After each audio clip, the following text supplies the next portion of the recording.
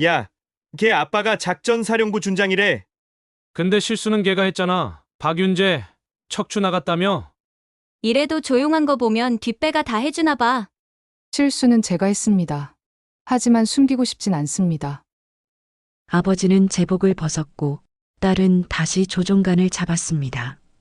과연 이 비행사고는 단순한 실수였을까요? 아니면 준장의 딸이라는 이름이 감추고 있던 더 큰 진실이 있었던 걸까요? 끝까지 지켜보시면 추락보다 더 무서운 진실이 드러납니다. 개인정보 보호를 위해 실제 사연을 기반으로 일부 각색하여 전달드립니다. 공군사관학교 활주로에 첫 햇살이 스며들던 새벽 6시 하윤서는 이미 경납고 앞에 서 있었습니다. 22의 나이에 이미 3년간 이곳의 매서운 바람과 엄격한 규율을 견뎌온 그녀의 눈빛에는 특별한 무언가가 있었죠.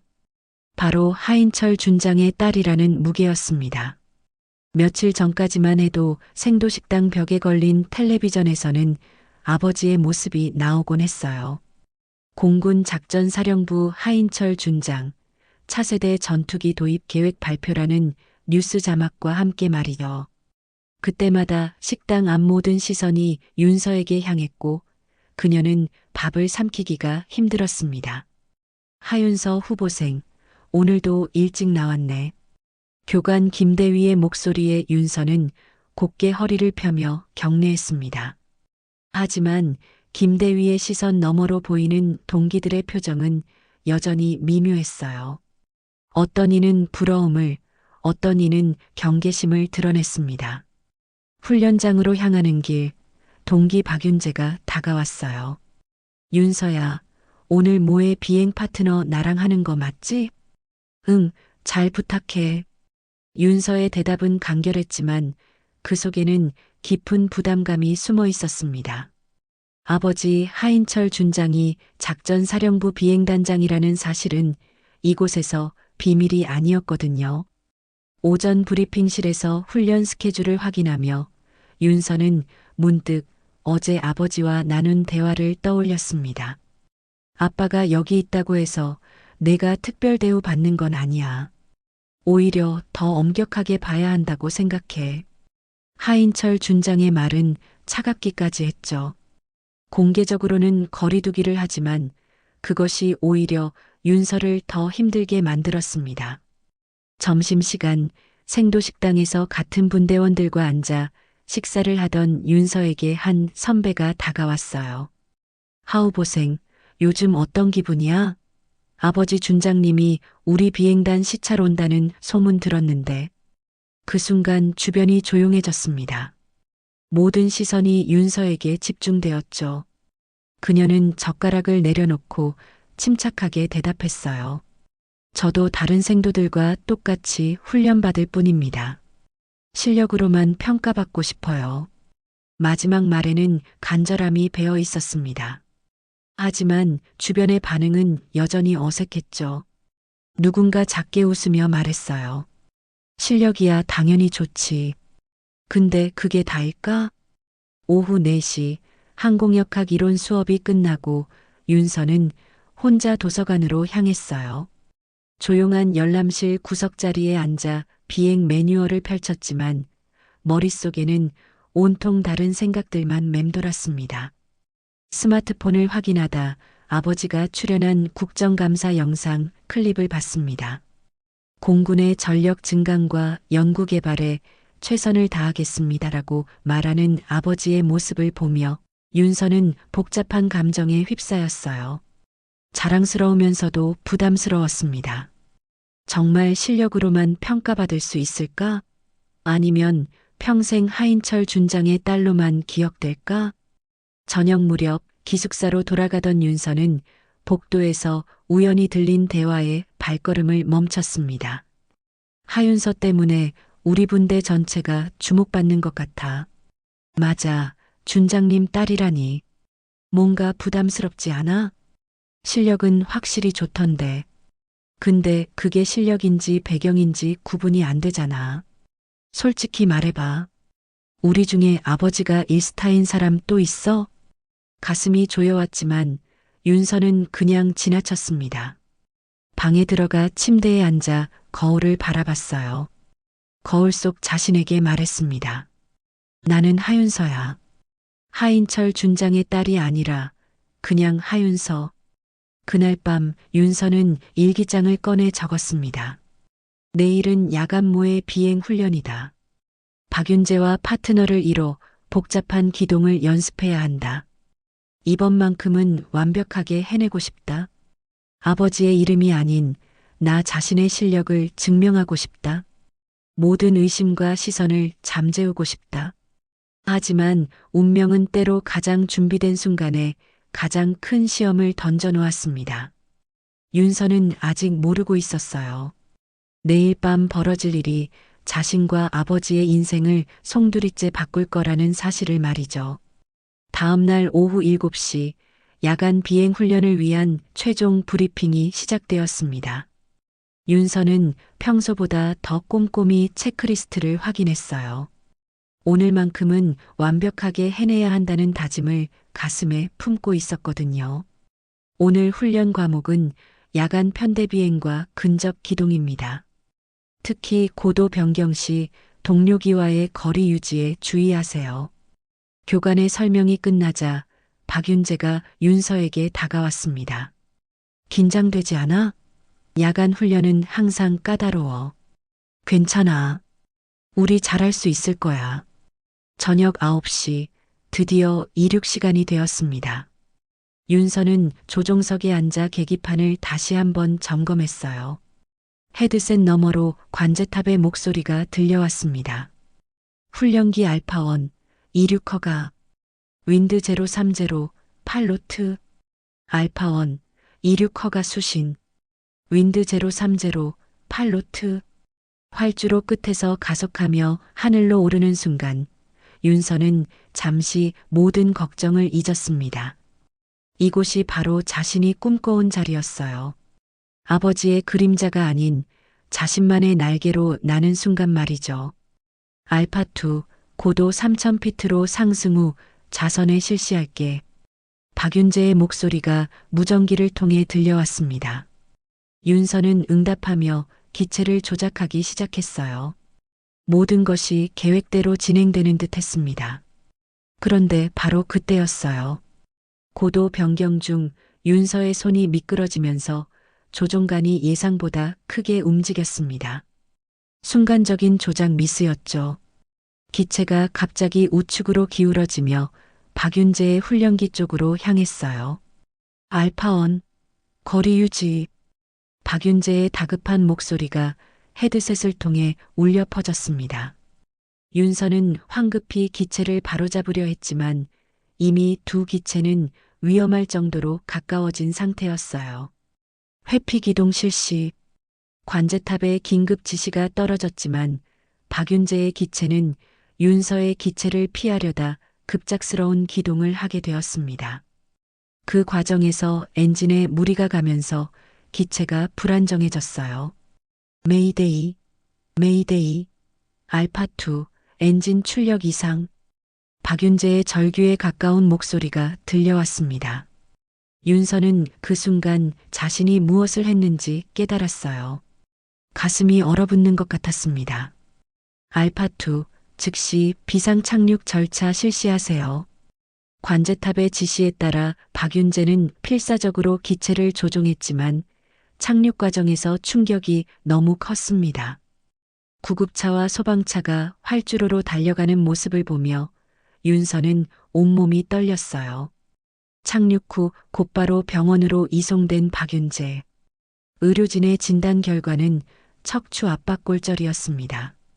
생명에는 지장이 없지만 조종사로서의 꿈은 물거품이 될 수도 있는 중상이었죠.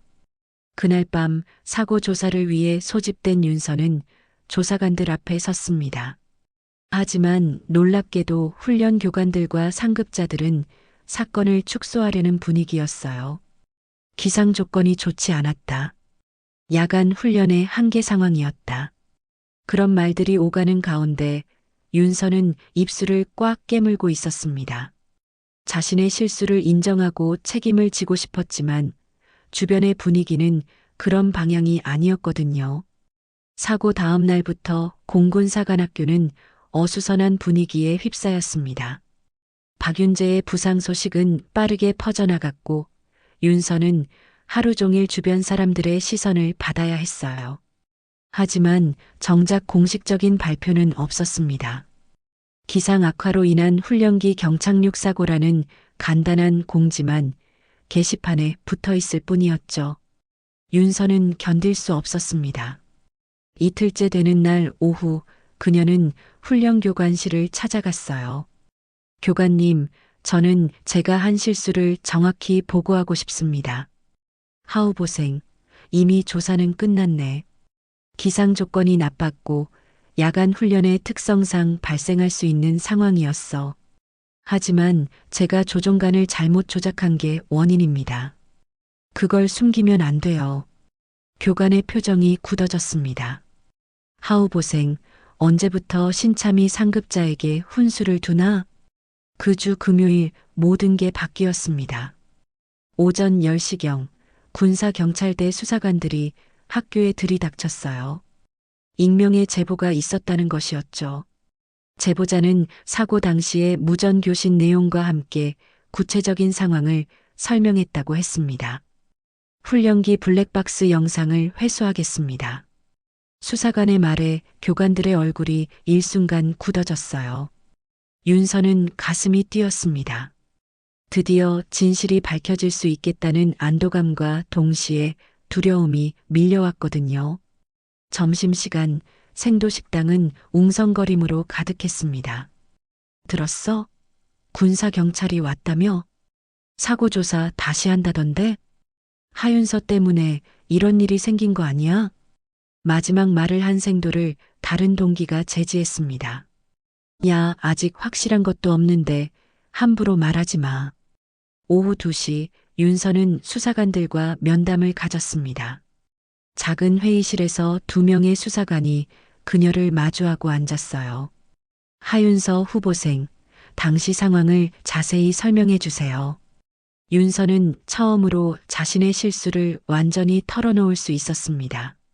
조종간 조작 미스, 그로 인한 거리 유지 실패, 박윤재의 회피 기동과 사고까지 모든 것을 솔직하게 이야기했어요.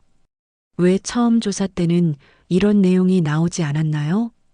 제가 말하려고 했는데 교관님들께서 기상 조건 탓으로 결론 내리려 하셨어요. 저는 제 책임을 인정하고 싶었는데 그날 저녁 하인철 준장이 학교를 방문했습니다. 아버지로서가 아니라 작전사령부 비행단장으로서 말이죠. 윤서는 복도에서 아버지와 마주쳤지만 하인철 준장은 그냥 지나갔습니다. 하지만 그 짧은 순간 두 사람의 눈이 마주쳤어요. 아버지의 눈에는 복잡한 감정이 서려 있었습니다. 밤 11시 윤서는 기숙사 방에서 뉴스를 봤습니다. 아직 언론에는 구체적인 내용이 보도되지 않았지만 공군사관학교 훈련 사고 재조사라는 짧은 뉴스가 나왔어요. 댓글란에는 벌써 온갖 추측들이 난무하고 있었습니다. 이제 진실이 나올 거야. 윤서는 혼잣말을 했습니다.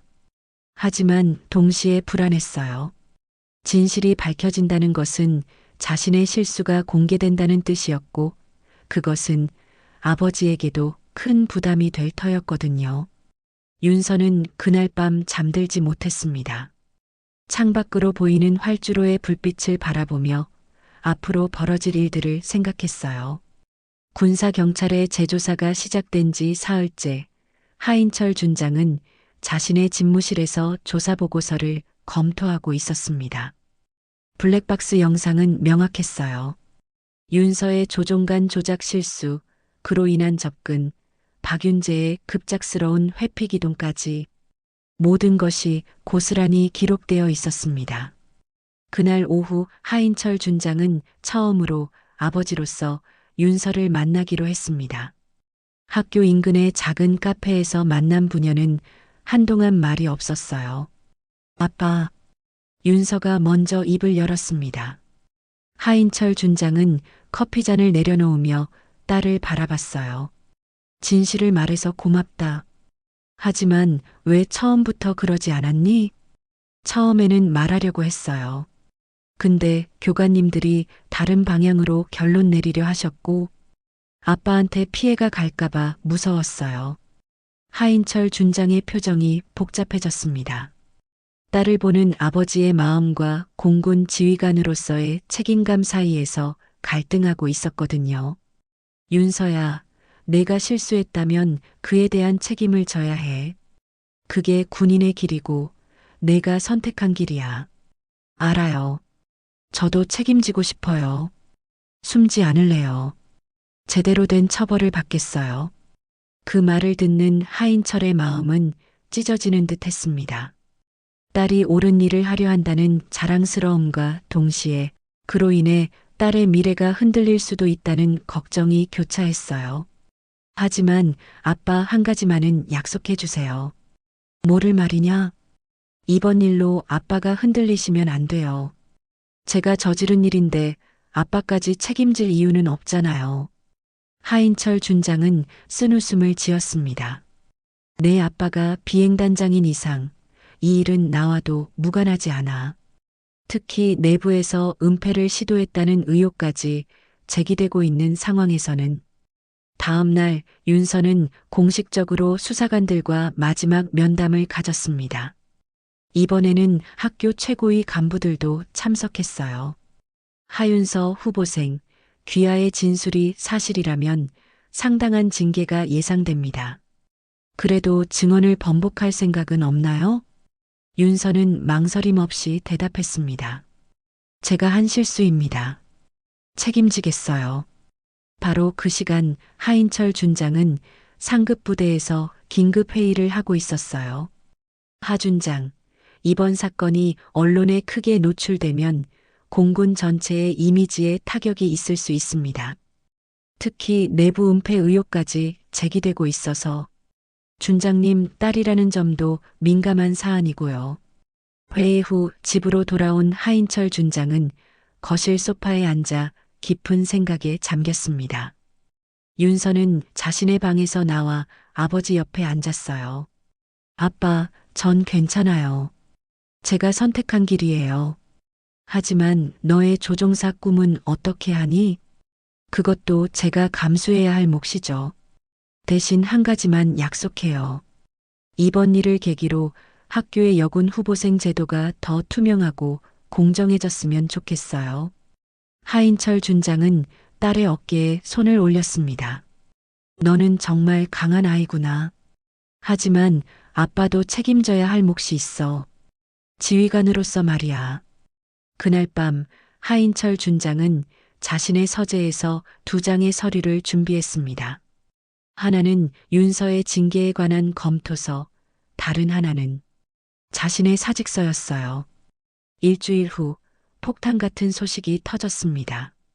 한 언론사에서 사고 직후 하인철 준장과 훈련 통제관 사이의 통화 녹취록을 입수했다는 것이었어요. 훈련 중단만은 하지 마. 이런 일로 전체 프로그램이 흔들리면 안 돼. 하인철 준장의 목소리였습니다.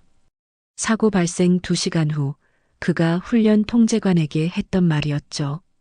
오전 9시 윤서는 기숙사 복도에서 이 뉴스를 봤습니다. 휴대폰 화면에 떠오른 헤드라인을 보는 순간 다리에서 힘이 빠졌어요. 공군 1스타 하인철 준장, 딸 사고 은폐 지시 의혹, 스타의 딸 봐주기, 녹취록으로 드러나. 생도들이 하나둘 윤서 주변에 모여들었습니다. 누군가 휴대폰을 들이밀며 악의 없이 물었어요. 윤서야, 이거 사실이야? 윤서는 아무 말도 할 수 없었습니다. 설마 아버지가 그런 말을. 하지만 녹취록의 목소리는 분명히 아버지였어요. 점심시간 학교 전체가 술렁였습니다. 생도식당에서 윤서가 나타나자 대화가 뚝 끊어졌어요. 모든 시선이 그녀에게 쏠렸습니다. 윤서는 밥을 받고 구석자리에 앉았지만 한 숟가락도 넘어가지 않았어요. 오후 2시 언론사들이 학교 정문 앞에 몰려들었습니다. 기자들은 윤서의 사진을 찍으려 했고 학교 측은 급히 보안을 강화했어요. 윤서는 후문으로 나가 아버지가 있는 작전사령부로 향했습니다. 아빠. 하인철 준장의 집무실 문을 열고 들어선 윤서는 책상에 고개를 묻고 있는 아버지를 봤어요. 아버지의 어깨가 미세하게 떨리고 있었습니다. 아빠, 그 말 정말 하신 거예요? 하인철 준장은 천천히 고개를 들었습니다. 그의 눈은 충혈되어 있었어요. 윤서야, 미안하다. 왜요? 왜 그런 말을 하셨어요? 순간의 판단 착오였어. 내가 다치지 않아서 다행이라는 생각에 훈련 전체가 중단되면 안 된다고 생각했어. 윤서는 주저앉다시피 의자에 앉았습니다. 저는 처음부터 진실을 말하려고 했는데 아빠가 그럴 줄은 몰랐어요. 나도 나를 용서할 수 없어. 지휘관으로서도 아버지로서도 실격이야.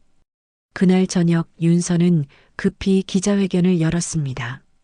학교 대강당에서 열린 회견에는 수많은 기자들이 몰려들었어요. 저는 하윤서 후보생입니다. 윤서의 목소리는 떨렸지만 단호했습니다.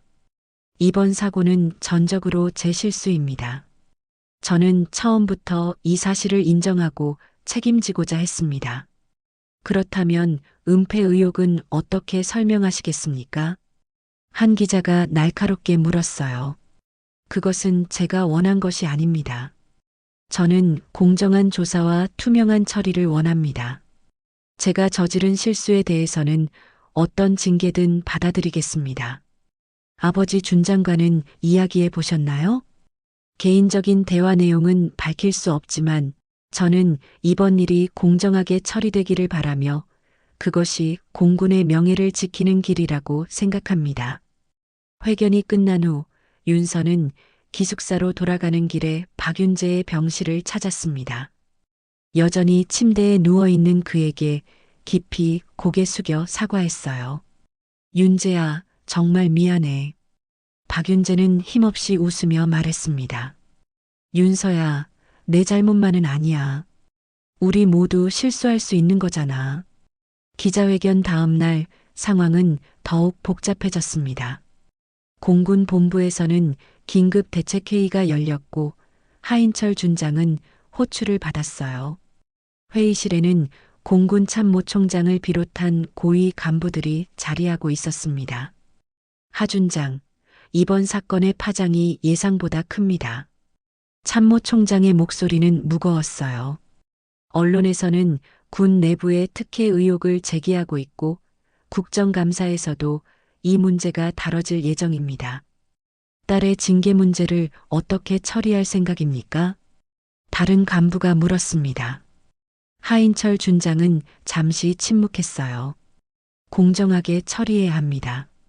다른 생도들과 동일한 기준으로요.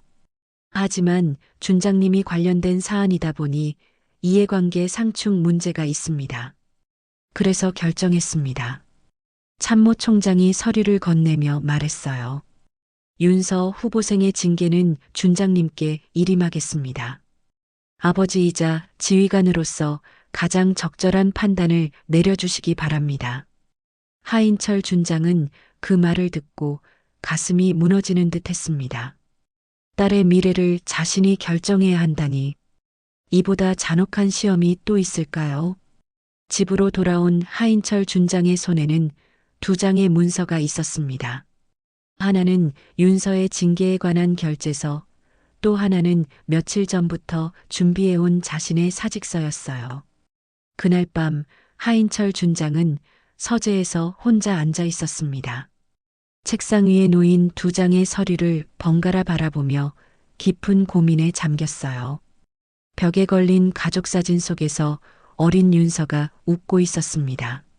아빠, 아직 안 주무세요? 문을 살짝 열고 들어온 윤서가 말했어요. 하인철 준장은 서류를 뒤집어 놓으며 딸을 바라봤습니다. 윤서야, 앉아라.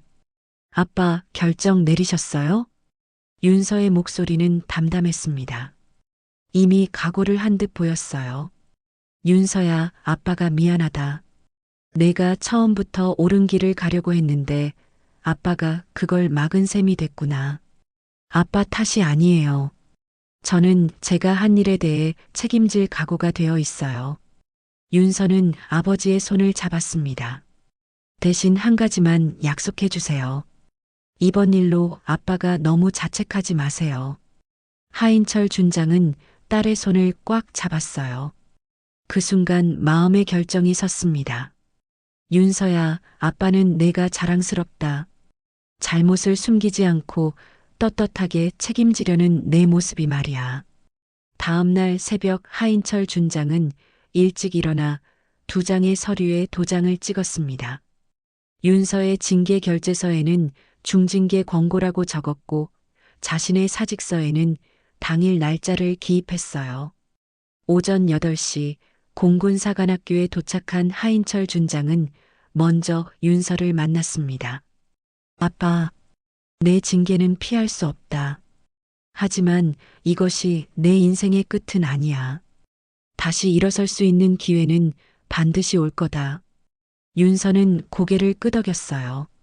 아버지의 결정을 받아들일 준비가 되어 있었습니다. 오전 10시 하인철 준장은 공군 본부에 2장의 서류를 제출했습니다. 참모총장은 사직서를 보며 깊은 한숨을 쉬었어요. 꼭 이래야 합니까? 예, 이것이 옳은 길입니다. 그날 오후 하인철 준장의 사임 소식과 함께 윤서의 징계 결정이 발표되었습니다. 언론은 준장, 딸 징계와 함께 스스로 책임이라는 헤드라인으로 이를 보도했어요. 하인철 준장의 사임 발표 후 이틀째 공군 본부 대강당에서는 긴급 기자회견이 열렸습니다. 수많은 카메라 플래시가 터지는 가운데 하인철 준장이 단상에 올랐어요. 제복을 입은 그의 모습을 보며 기자들은 숨을 죽였습니다. 저는 공군 작전사령부 하인철 준장입니다. 그의 목소리는 평소보다 낮았지만 단호했어요. 먼저 이번 사건과 관련하여 국민 여러분께 사과드립니다. 제 딸 하윤서 후보생의 조종 실수로 인해 동료가 부상을 입었습니다. 그 자체만으로도 가슴 아픈 일인데 사건 처리 과정에서 제가 부적절한 개입을 했습니다. 기자회견장은 조용했습니다. 하인철 준장은 준비해온 원고를 내려놓고 즉석에서 이야기를 이어갔어요.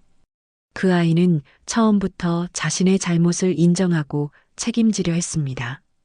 하지만 저는 아버지로서의 마음이 앞서 올바른 판단을 하지 못했어요. 지휘관으로서 실격입니다. 한 기자가 손을 들었습니다. 준장님, 딸의 징계를 직접 결정하신 소감은 어떠십니까? 가장 어려운 결정이었습니다. 하지만 공정성과 원칙을 지키는 것이 더 중요했습니다. 제 딸이라고 예외일 수는 없으니까요. 앞으로의 계획은 무엇입니까? 또 다른 기자가 물었어요. 하인철 준장은 잠시 멈춰서 생각한 후 대답했습니다.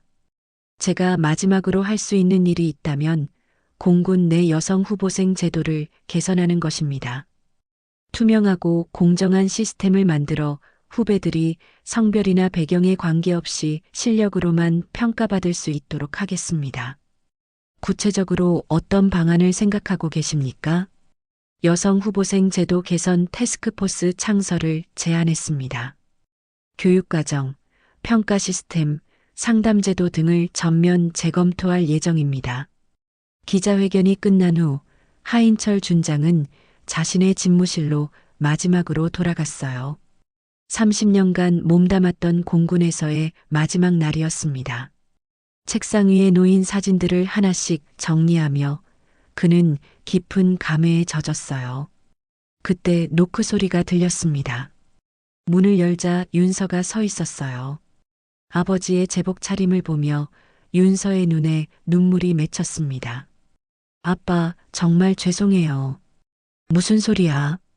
내가 잘못한 게 아니야. 하인철 준장은 딸의 어깨를 토닥이며 말했어요. 오히려 아빠가 고맙다. 내가 올바른 길을 보여줬으니까. 아빠의 꿈이었던 공군에서 이렇게 나가시게 되어서 내 꿈은 이미 이뤘어. 딸이 올바른 사람으로 자란 거 말이야.